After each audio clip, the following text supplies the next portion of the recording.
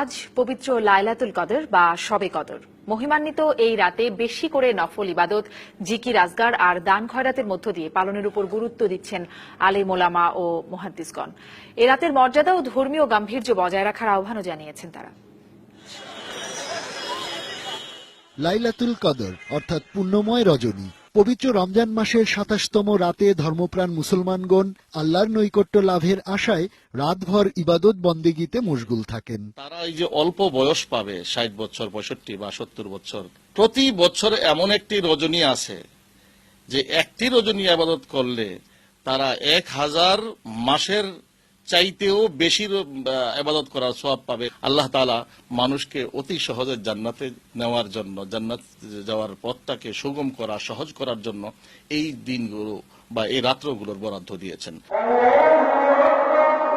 হাদিসের বর্ণনা মতে মুসলমানদের পবিত্র ধর্মগ্রন্থ আল কোরআন নাজিল হওয়া শুরু হয় এ রাতেই। মহিমান্বিত এ রাতে ফেরেশতারাও ইবাদত বন্দেগীতে মশগুল বান্দাদের জন্য দোয়া করতে থাকেন।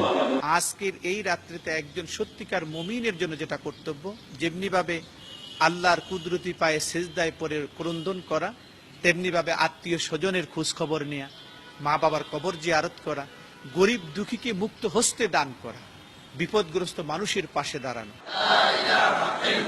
বর্তমান অস্থির বৈশ্বিক পরিস্থিতিতে শবে কদরের মর্মবাণী বিশ্বময় কল্যাণ ও শান্তি প্রতিষ্ঠায় ভূমিকা রাখবে বলে আশা করেন ইসলামী চিন্তাবিদেরা। Rabiul Alam, DBC news.